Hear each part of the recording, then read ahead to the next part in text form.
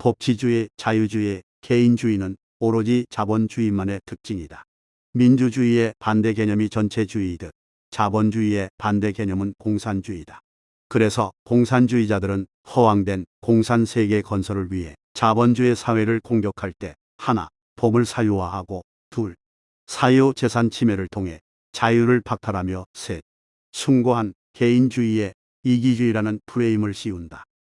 우리가 이 세 가지 특징에 대해서 제대로 이해해야 하는 이유는 문재인 정권이 노골적으로 자행하고 있는 대한민국 공산화가 어느 지점까지 와 있느냐를 가늠하고 대처하기 위해서다. 물론 단언컨대 공산화는 되지 않는다. 하나, 바이든에 의해 중동이 다시 불타오른다고 하더라도 한반도는 여전히 국제 정세의 중심이다. 트럼프 대통령의 한반도 정책을 비난해온 미국 주류 좌익 비선 정권의 태생적 한계이자 트럼프 대통령의 업적이랄 수도 있겠다. 둘, 기회주의자들은 사리사욕을 위한 외줄타기에 능숙하다. 이들에게 한반도 공산화란 빈털터리뿐만 아니라 숙청을 의미한다. 문재인 정권에 의한 공산화 우려가 절정에 이르면 권력을 지키기 위해 문재인을 쳐낼 수밖에 없다. 나는 이미 그 시점에 들어섰다고 생각한다. 셋, 중공이 바라는 한반도는 미국과의 국경을 더욱 멀리하는 것이지 공산이든 자유든 남북의 동색이 아니다. 중공은 북한 지배력을 근거로 국제 영향력을 행사한다. 하지만 공산화 우려가 없다 해서 마음 놓을 일이 결코 아니다. 문재인 다음에 또 다른 문재인은 없어야 하지 않겠나? 양이 아닌 질로서 대한민국은 중공보다 월등하다. 이런 우리나라가 중공의 간섭을 받고 또 눈치를 본다는 것은 국민 개개인의 자존감에 관한 문제다. 이것이야말로 진정한 독립일 텐데 이젠 좀 독립해야 하지 않을까? 문재인으로 인한 경제 몰락과 삭막해져만 가는 사회는 문명의 후퇴와 다름없다. 고통은 어쩔 수 없이 감내해야 할 지경이라면 짧게 끝내야 하지 않을까? 무엇보다 너무 고단하지 않나? 모든 게 만족스러울 수는 없지 않느냐? 일단 문재인만은 끌어내려야 하지 않겠느냐?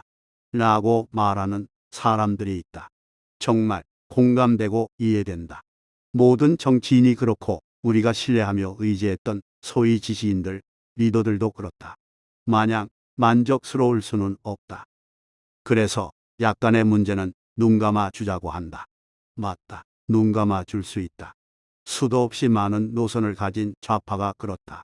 좌파는 작은 차이 하나로도 심각한 수준의 갈등을 보인다. 흔히들 말하는 노선 투쟁이다. 87 항쟁이라고 부르는 것 또한 자주파와 평등파의 내부 권력 투쟁이었다. 그럼에도 좌파는 필요할 때 단 한 가지의 동질성을 담보로 똘똘 뭉쳐낸다. 우리 또한 반문이라는 매우 선명한 동질성을 가지고 있으니 약간의 흥결은 접어두고 수용하자고 한다. 맞는 말이다. 하지만 이러한 견해에는 조금 오류가 있지 않나 싶다. 차라리 이런 이유로 어느 한 정당을 강력하게 밀어야 한다면 이해를 하겠는데 정규재, 이병태, 조갑재 등등 이건 아니다. 정당 지지 또한 대단히 단호한 태도의 비판적 지지여야만 한다. 유권자가 뭉치면 겁내지 않을 정치인은 없다. 2008 총선 이후 친박은 집단 린치를 겪어야 했다.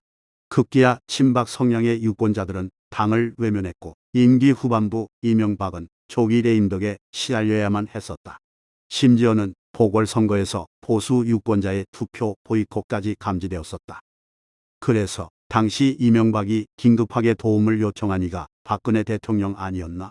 당시 화제였던 박근혜 대통령의 이명박 특사 수용에는 이러한 내막이 있었다. 이게 당원과 유권자의 힘이다. 오류는 여기서 나타난다. 당원과 유권자의 힘을 모으는 역할을 누가 해야 할까? 소위 지식인들, 리더들 아닌가? 좌파가 중요한 시기에 뭉치는 것은 좌파 성향을 지닌 각 개인이 뭉치는 게 아니다. 매우 심각한 차이에도 불구하고 선거 등의 중대 사안을 대하는 각 노선과 계파의 리더들, 지식인들의 협력과 타협을 통해서다. 이게 오류고 차이다. 자칭 우파는 어떤가? 좌파와는 비교조차 되지 않는 작은 차이라고 말한다. 작은 차이라. 그럼 이 작은 차이 하나 극복하지 못하고 볼뿔이 흩어져서 분열을 내버려 두고 있는 게 자칭 우파의 지식인들과 리더들의 수준이라는 이야기가 된다.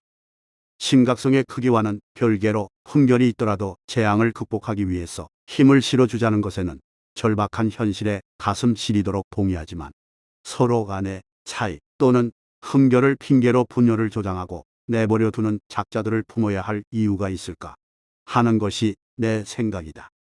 리더는 격이 달라야 한다. 학벌을 비롯한 대단한 이력이 아니라 최소한의 소양과 양심이 있어야 한다는 뜻이다. 가만히 보면 김제동, 공지영 따위보다도 개차반인 것들이 수두룩하다. 이들은 자신들이 원하는 세상을 만들기 위해서 최선을 다해 연대했었다. 그런데 자칭 우파들은 어떤가? 보수는 상시 판매여 친미는 툭하면 평가절하하여 폭탄 애누리하기 바빴다. 심지어는 필요에 따라 박근혜 대통령을 상품화하는 것에 여념이 없었다. 이걸 달리 말해볼까? 중공이 붕괴한다면, 그래서 영향력을 상실한다면 누구에 의해서? 트럼프 대통령에 의해서. 문재인이 끌려 내려온다면, 관련된 일당들이 전원소탕되어 엄하게 벌해진다면 누구에 의해서? 국민에 의해서. 박근혜 대통령이 무죄로 복귀하고 아주 당연하게 남은 임기를 채우고 정당한 선거를 통해 다음 정부로 넘어간다면 누구에 의해서? 태극기에 의해서. 이렇게 되면 이들은 뭘 먹고 살까? 일부는 자기 본업을 찾아 입에 풀칠이라도 하겠다마는 대다수 딴따라는 생계가 어려울 텐데. 그래서 이들에겐 미 대선 부정이 반갑지 않았을까? 문재인보다 더한 문재인일 이재명의 득세를 바라지 않을까? 그리고 박근혜 대통령은 어떻게 되길 바랄까? 이미 근본부터가 국가의 위기에 기생하여 한몫 단단히 잡자인데, 그래서 구독자, 후원자 경쟁에 더욱 집중하는데 이들을 지지해야 할 이유가 있나? 신뢰하거나 응원해야 할 이유가 있나? 지식인에게는 두 가지 덕목이 있어야 한다. 지식과 양심이다. 법치주의와 자유주의에 개인주의가 유린당하고 있으며 이는 곧 자본주의의 위기다. 이 상황을 제대로 인지하는 것이 지식이고 이러한 지식에 기반하여 유의미한 대응책을 고민하는 것이 양심이다. 양심은 실천을 통해 증명된다. 그렇다면 하나, 보수 성향을 하나로 뭉치게 해야 한다. 둘, 지식인 개개인별로 세력화되어 있는 탓에 쉼없이 갈등하는 구조적 한계를 깨야만 한다. 셋, 그러므로 당연히 연대해야만 한다. 이게 실천이다. 보수 성향의 국민이 한 곳을 바라보며 한 목소리를 낼 수 있도록 하는 것, 지식인의 당연한 책무 아닌가? 지지받고 후원받는 것에 대한 마땅한 도리 아닌가? 선택은 각 개인의 몫이지만 진짜와 가짜를 구별해야 하는 것과 구별된 진짜를 하나로 묶는 것, 이 정도는 필수가 아닐까 생각한다. 가슴이 답답하다. 모두가 그럴 것이다. 이유는 딱 하나다. 너무나도 괘씸한데, 화가 나는데, 뭘 해도 끄떡없어 보이는 문재인 때문 아닌가? 여전히 당을 장악하고 있는 사기 탄핵 세력 때문 아닌가? 원인도 딱 하나다. 힘을 실어서 제대로 한 방 쳐야 하는데 그걸 못해서다. 그래서 가슴이 답답한 거다.